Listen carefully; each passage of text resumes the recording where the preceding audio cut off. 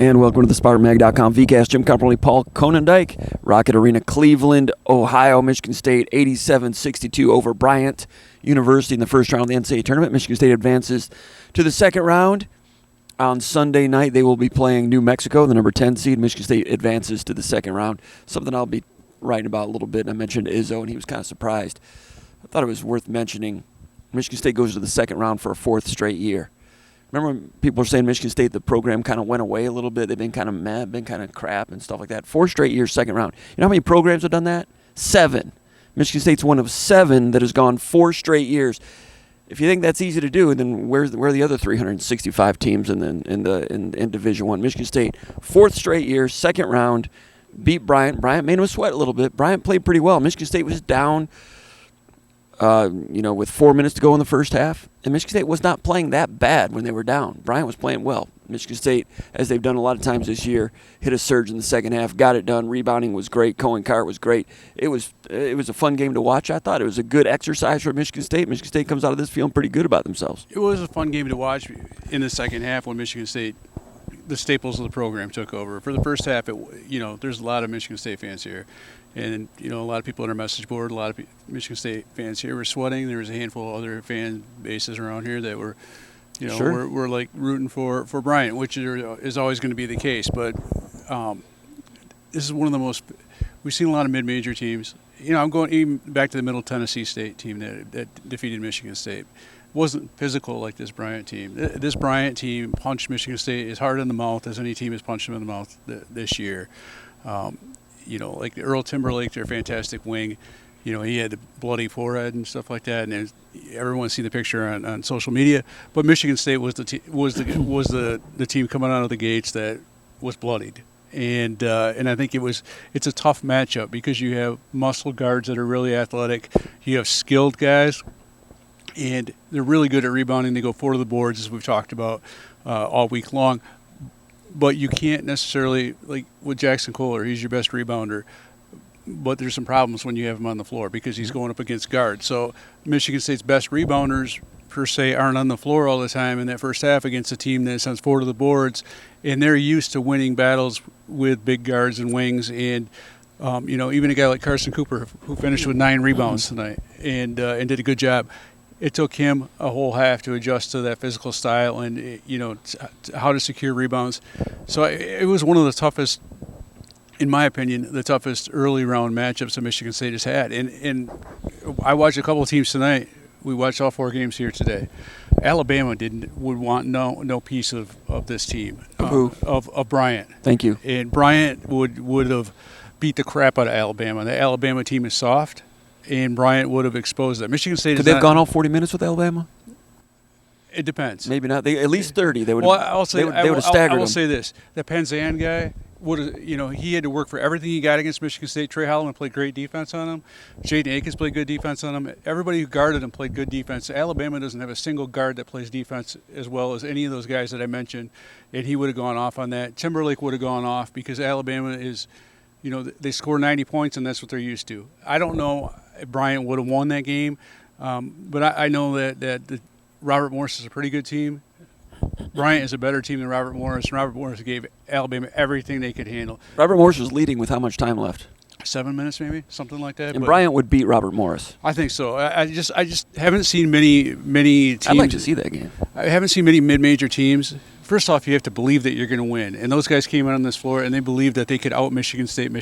They're a champion. When you won a championship league, you believe in yourself. But they also have some really good players. Guys that are better in person than they are in film. And Pinzon was even quicker in person than I thought. He was quick and sticky, and he'd go up with good form. He missed a lot of shots. Not only is he quick, he's crafty. He missed a lot of shots because Michigan State made him take tougher shots than he's used to. Trey Holloman, I was talking to him about.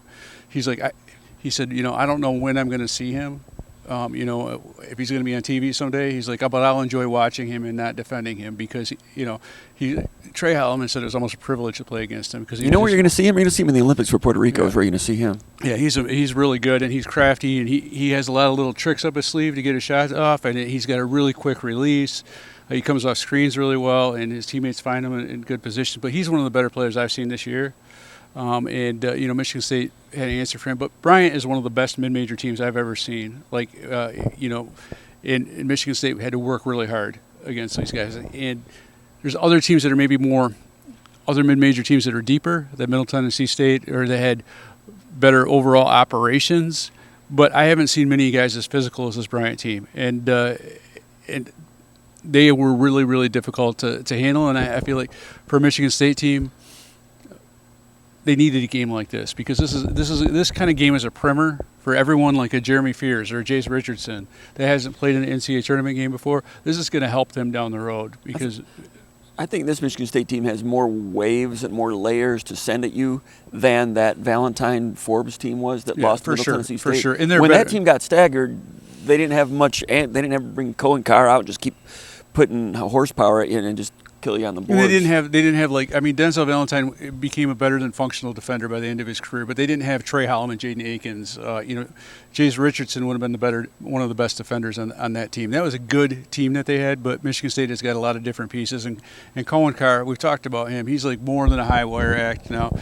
He's using his athleticism to rebound, but not only rebound, but to get like some of those rebounds are like in traffic with three guys and then go up and dunk it. And this is the first time they needed it. Yeah. He's been impressive and energetic and exciting all year as a sideshow almost. Yeah. They needed it tonight. He turned that game around, and if he weren't on that bench coming off the bench, I don't know if the game does get turned around. Yeah, I mean, absolutely. They absolutely needed him, because without him, they're not up by 5 points or whatever they are at halftime. 15 points in the first half he scored. And he was. There's been a lot of guys this year that have done scoring or whatever to keep Michigan State in a game, and then in the second half, everyone kind of took over. He did everything he needed to, the dirty work, the grimy, demoralizing the for them. grimy, get down in the mud work that Michigan State needed to do, and everyone else followed his lead in the second half. Dude, that one offensive rebound he got where he spun and went back up and dunked it, that's a new one. Yeah. Hadn't seen that. There's not many people on the planet that can do that. He's learning that he can. On some of the stuff he's like, I don't know if I can do it. I didn't know if I could do it. I didn't think I could do it, but I just tried it. He's like, that's kind of the message from the coaches, like, do whatever you can do. You like, use your athleticism, get the board, and then go back up. They're not telling them to kick it out. They're telling them to do whatever you can and just try to create. I love that one play. I've been saying all year that when he develops an off the dribble 15-footer, and he did that I think he cut the lead like 12-10 early. But we've seen him do some great things this year, hit some threes and some dunks. I think that was, but that one, 12-10 on that. What's that? Yeah, the one in the lane. Yeah, 12-10. Went up 12-10. 14-footer went up, which is going to be a shot that's going to be very hard to defend as he develops as a player. Because that shot release is getting better and better, and of course his ball handling is good, his physical strength is good, his quickness is good. Elevate. How do you guard that when you're worried about him going all the way to the rim? That he can elevate and shoot a 14-footer, that's going to be a great money-making play for him, I think, in the course of time. And we said that early in the season. I didn't really necessarily think it might develop within the season. I was talking about during the summer and into next year. He did it today at the 4, screen roll replace, which is the old A.J. Granger play where, screen roll replace to a stretch 4 to shoot. He's not going to shoot a three-pointer off of that. Screen roll replace, he's got room. That's when he went in there and hit the 15-footer. It was a smart play, and as a screen roll replace, his second option on that, got a big deuce there, and that's something that Bryant did not see on film for Carr to do that. And the dunks were great. And also, yesterday in the press conference, I asked Izzo about Cohen Carr and the matchup problems that Bryant presents and whether Cohen Carr could be a key player in this game. And he said, yes, he could be, and he thinks Carr could like elevate his game even more in this tournament. That's exactly what he did. And they needed it, and it was defense also.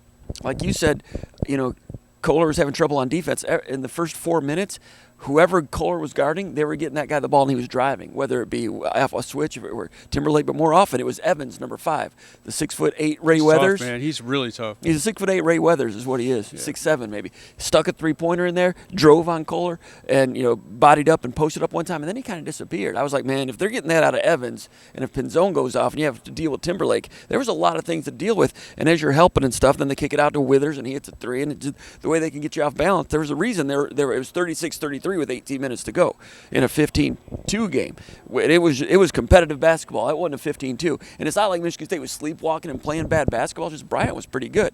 But Carr comes in, plays the 4. Michigan State goes small 4 minutes into the game and stays small the rest of the game. No team on Michigan State's schedule has dictated to Michigan State like that. They went small because they had to. No one's forced Michigan State to do that. They've gone small for extended periods against some teams, but not for 36 minutes like they did tonight. And Carr starts the second half because Zapala plays 3 minutes. There was no place to have Zapala and Kohler on the court at the same time. Kohler couldn't play the 4. He could play the 5 and guard Mitchell, but you can't have two bigs. There is too many problems. Bryant chased Michigan State out of what they do. To Michigan State's credit, they had a few more trump cards in their hand, and one was Carr. Yeah, I mean, this was a really fun game to watch. I don't know. It just felt like it was the most. It was fun. It was interesting. I mean, the Alabama game earlier today against Robert Morris, it was great. The crowd was like, it was like kind of a good appetizer, like an undercard type thing. And the Marquette New Mexico game was cool. It was the best game of the tournament so far I've seen. But it was good, but it wasn't like electric, and it wasn't like it wasn't like everyone hanging on every play, and it just felt like there was just like an electricity and excitement level, and it just felt like more like a a gladiator type event, and Michigan State dominated in the second half, but it was different, and it was a good experience for these guys to have. 17,000 fans here in Cleveland. Michigan State fans really showed out, and they were loud, and they had an impact on the game. And a couple times when it was tight, when Izzo was mad at the officials and he started doing a little stomp up down the sideline, that was to get the crowd going. The one time the ball landed in Izzo's hands and he held a little bit longer, he was playing to the crowd. He needed the crowd. He wanted the crowd, and the crowd did respond. The crowd was good tonight, I thought. Yeah, and I think the other thing is, we talked about this earlier, and I wrote about it yesterday a little bit, but the 10 o'clock start, and those guys really, I mean, and Michigan State, I don't think played bad. Yeah, I don't think Michigan State didn't play bad in that first half. I don't think, but they had to adjust to it. But that 10 o'clock start, it was tough for everybody. And some of the guys in the locker room admitted afterwards that they felt like sitting around wanting to play so badly. It just kind of like they've been sitting for 6 days. Yeah, and it just feels like Jeremy Pierce is the guy that'll admit stuff like that. And he was saying he just felt like they came out flatter than they should have come out because they wanted it so bad. And you're just sitting there, juiced up, ready to go, and you're waiting, and they felt like, he felt like that's what it was early, because he didn't feel like they were playing bad. He didn't feel like they weren't playing good defense, because he felt like they were, but he just felt like having the extra gear that they needed in a game like this, they knew it was going to be difficult. Everybody in that locker room knew that these guys were tough as nails and were athletic and had matchup issues, but they, Jeremy Pierce said, we're just a little bit flat, and he feels like that was the reason, at least for him. He wasn't speaking for everybody, but he felt like that was tough to play at 10 o'clock at night. And if you don't have Carr, who guards Timberlake? Carr guarded him a lot, and when Carr had to sit, Fiddler came in and did a good job, pitched a couple innings of middle relief guarding Timberlake, because when they it was Akins for one shift in the first half, but after that it was Fiddler for a couple times. And at one point the lead went from 8 to 13 while Carr was sitting, and Fiddler, one time he tried to post up Fiddler, and he tried to bully ball him down in the post, and he got it back out. Fiddler negated it. Someone else shot. Fiddler got the defensive rebound. Fiddler did a good job pitching some middle relief. We talk about growth with guys, and we talked about like them having to, for a guy like Earl Timberlake, and I think Jaden Akins had a couple good possessions where Timberlake tried to get him in the second half, but Akins was up to the task. But we talked about it's going to be a three-person deal with Timberlake and Frankie Fiddler. We talk about the growth of Carr over the course of the year. Frankie Fiddler's grown a tremendous amount. Everyone thought he's going to be a scorer coming in. He hasn't necessarily been that guy, but tonight he had some really tough rebounds. Through contact, he had a couple of nice drives, finished through contact, but he played really well defensively when they needed him to, and against a guy that there's no way he could have guarded at the beginning of the year. That would have been just like lights out. So I give Frankie Fiddler a lot of credit for changing who he is as a basketball player to suit the needs of the team that he plays for. And he's done a really nice job and was a really important role player in this game. Played 16 minutes.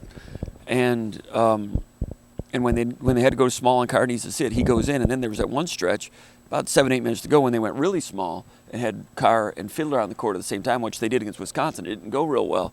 They did it tonight and came through all right. Michigan State, 9 rebounds for Carr, 9 rebounds for Cooper, 9 rebounds for Kohler. Nice for Michigan State to get that type of rebounding from 3 different people. Out-rebound them 54-29. Michigan State with offensive rebounds on more than 50% of their misses, 51% of the misses. First time all year they've done that. First time in several years, I'd say. And Bryant was getting demoralized there toward the end. Just Michigan State was just chasing down offensive rebound after offensive rebound, and that's where it became a TKO and a blowout at the end. But 51% offensive boards. I don't know, like if you get Michigan State finished with 21 offensive rebounds in this game against a team that ranks in the top 20 nationally in offensive rebounds. So that's impressive in and of itself. But I think guards doing their part as well. Cohen Carr, he's a 4 in this, but he's like a wing-sized dude that's going out and getting a ton of rebounds. But Jaden Akins, 5 rebounds, and some of those were not easy rebounds. Those were like, Izzo would compare him to Gary Harris, but Gary Harris never rebounded like that, in my opinion. Jaden Akins like flying in, range rebounds and contested rebounds. So that kudos to him for that. But Frankie Fiddler getting some rebounds. Jace Richardson, once he adjusted to this game, and it was an adjustment period for him because he missed a few shots early.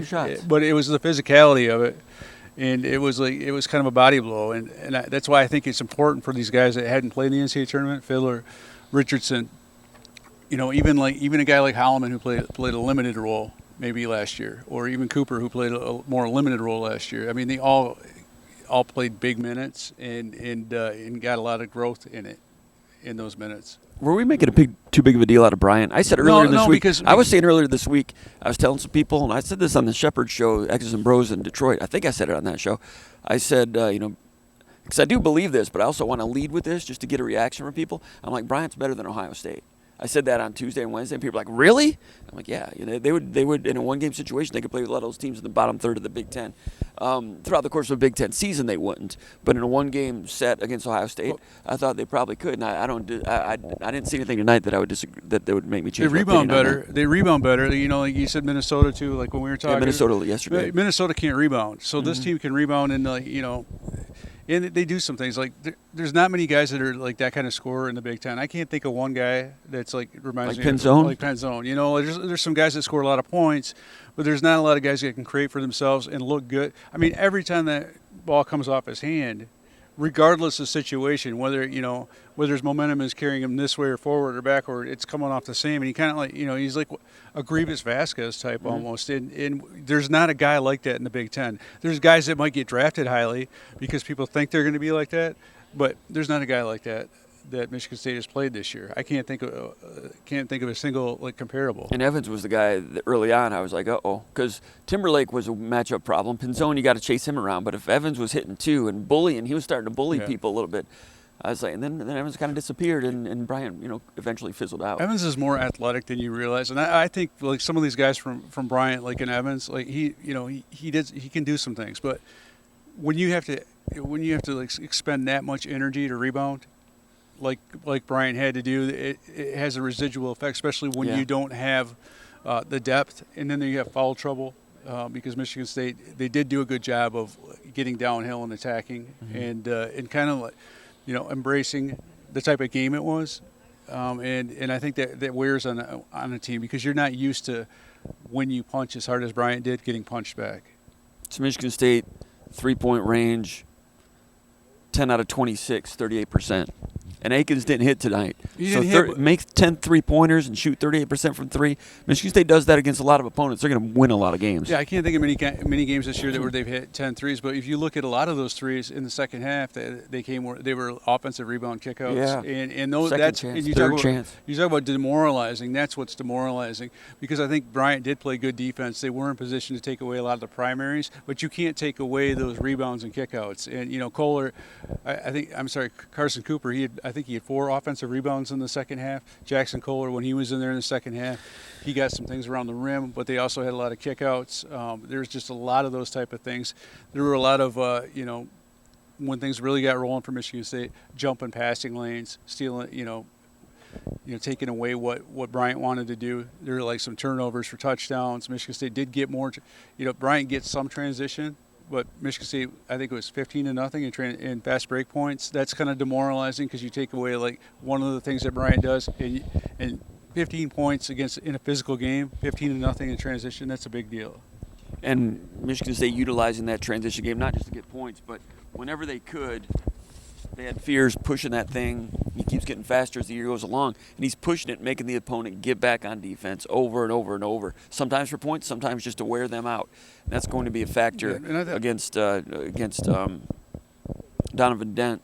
Yeah, and I thought Holloman too on Sunday against New Mexico. Holloman had one of his better games because he played really good on defense, but he also expended a lot of energy on offense, and he had some big shots. But he was also pushing it, and he handles the ball with a swagger. The Beers had a really good game in some ways, but there were some like almost turnovers that ended up being, where he dribbled in to dribble penetrate. Almost gets the ball raked away, but he still finds a guy in the corner, that type of thing. And that's kind of what happens in the NCAA tournament. Things don't go perfect, but you kind of have to adapt. And, and I thought that dribble penetration, it did some good things for Michigan State. And there are a few times when Fears would end up on Timberlake or on Evans even once or twice, and they tried to bully him. I got a point guard on me. He had that strength to not get bullied. Right. That was nice. So Fears, nice job, about 28 minutes tonight.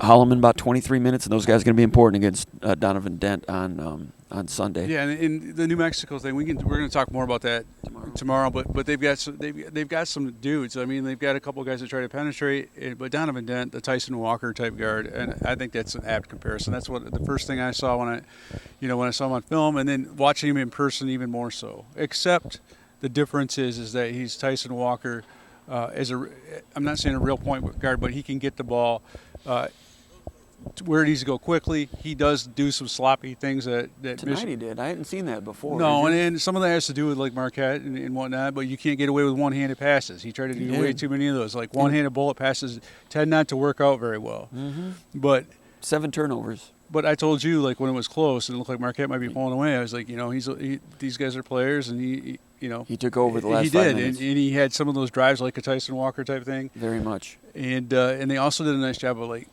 some role players came up big for them. So it's going to be, I think it'll be a fun game. I think Michigan State's going to probably have some answers that Marquette didn't have. One thing that Marquette couldn't do, and we'll talk about more of this tomorrow, but Marquette can't rebound the ball. And, they don't have the inside game to get Junior Joseph, the big guy from New Mexico. They don't attack inside enough to even come close to getting that guy in foul trouble. And so, like, Marquette kind of reminds me of, like, kind of what Michigan State was last year, a team that has some perimeter stuff, and when it's not working, nothing else is working, and they're kind of one-dimensional. But I thought this is a good start for Michigan State to the tournament, because when you are in a game that's as close as this, and, you've been talking all week about, like Izzo's talks about the white elephant in the room. One of the white elephants was the 15-2 seed, and then you start thinking about it, like. It's good they went into halftime up 6 with some work to do. But even that up 6, man, I think they were up a little bit, and then they had a couple of errors right before half, and then it was 6, like it made Bryant lost momentum, but they got some back with those errors. Then Bryant comes out the first play of the first possession of the opening half, and they get an easy backdoor cut to take the game close. What was it, a 3-point deficit? I made it 33-30. 18 minutes to go, 33-30. It's 5 points at halftime. It were 7 right before they scored, and then they got a steal, and they were shooting a 3-pointer to try to make it a 1-point game at halftime. So, with Michigan State, went into halftime, came out, played better, wore them down. They had a chance to they had to really focus in, and I'm not going to say it was a wake up call or scare. Izzo was asked, is it good that you had to work a little bit? Izzo was like, no, I'd rather just gotten a big lead early. He said, believe me, this team had to work a lot in those 8 games that they won down the stretch to win the Big Ten regular season title. And that's true, and that's a good talking point. That's a good quote. But tournament's a little bit different. I think it is good that they played against a good team. And Michigan State did not play poorly in the first half. They just were outplayed a little bit here and there. But it was tight at But Izzo ripped them too at half really hard. Sure. And the players talked about that. He said that like you're letting them punk you, and that's the PG version. But we're not going to let them do that to Michigan State. You can't let them do that. You're better than that. And the players responded. They and I asked them, okay, he said that. Did you feel like you were letting them punk you? And the players were like, they felt like they weren't playing terribly. But they also felt like they weren't. They had to go up a level to beat them. But they didn't feel like they were doing what they needed to do to, like you said, take it to that next level. And they needed to, show that these guys that, no, you can't out-rebound us. No, you can't scrap us. We're scrappier than you are. You can't be a version of us and beat us. So Michigan State had that tenacity, had that urgency, and also had the depth and the fuel gauge to make that happen. Bryant kind of petered out, didn't have enough to go all 40 minutes, but good team, earned a lot of respect here. It was a lot of fun. I think if you're looking at Michigan State, all the Big Ten teams won, so that Michigan State's a good team, and there's a lot of good teams in this tournament. But I think everybody won by double digits, didn't they? Except for Michigan. Yeah, I don't know. I'm not quite certain on that. But Illinois, I don't know. Maybe Purdue was like a 10-point, but So the Big Ten, Oregon dominated, but you're going to have games where you got to win different ways. And teams that are like one-dimensional, or they can only win by doing this thing or that thing, or they can't adapt, they can't win with defense, they're going to have a hard time. I'm not saying Michigan State's going to make a deep tournament run, but they showed a lot of character throughout the course of the season, and they showed a lot of character tonight, and that's what you have to do. You don't want to be a team. You don't want to be a team that has to score 90 points every time out to win an NCAA tournament game, because you're not going to win. You're not going to go the whole way. Outshoot your errors. There's going to be one of those games where you're not hitting open shots, or you one guy that you count on all the time isn't doing it, or there's foul trouble. Whatever the case, you're not going to be able to, if you have to score 90 points every time out, you're going to be like what Iowa, has been in the NCAA tournament, like the last several years, for a long time. And Michigan State had changed what they do to get it done on defense, and they had the ability to do it like you're getting to. I can think of some teams that have lost, some teams in the past that didn't have that chameleon ability, like Purdue when they lost to Fairleigh Dickinson. They're just Purdue, and they were good, but they're not bringing in a Cohen Carr and changing what they do. Virginia against Maryland Baltimore County when they lost that 116 against a team from the America East. Virginia's Virginia for 40 minutes. Michigan State's different versions of themselves, and it served in certain situations this year, and it served them well in this game. I went back and looked at that box score. The 14-28, so Maryland Baltimore County. Yeah, and it was a 20-point victory with it was 94-74, I believe it was, and it was like tons of threes. Maryland Baltimore County was hitting tons of threes, and Virginia, there's nothing they could do about it. That Purdue game, I think they ran themselves into a wall. We saw that they were walking in cement that day, and they played a team that could drive. That was a driving team that had athletic guards, and but this Michigan State team can win in different ways, and I think that's what they did today was pretty dang impressive. Paul, I forgot to tell you, I do know, but these people might not. Got an important note here.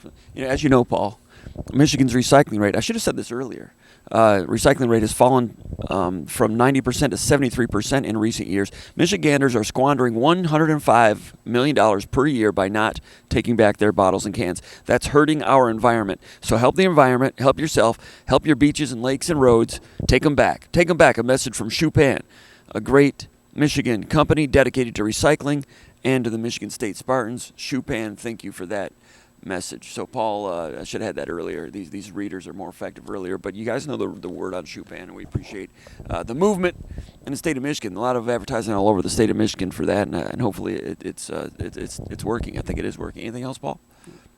All right. We'll be back on Saturday for press conferences. Izzo will be here talking about New Mexico. We will talk more about New Mexico tomorrow. And we'll have more coverage as we continue to cover the NCAA tournament here from Cleveland. Give us a like here on the channel. Subscribe to the channel. Go to SpartanMag.com. Become a subscriber over there. Love to have you over there. $1, and you get coverage for a week. For Paul Konyndyk, my name is Jim Comparoni. I've been watching the VCast with the Spartans in Cleveland for SpartanMag.com.